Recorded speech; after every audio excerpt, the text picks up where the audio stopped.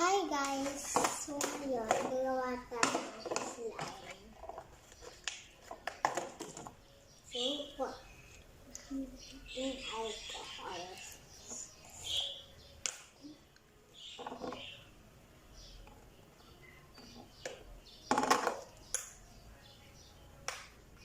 And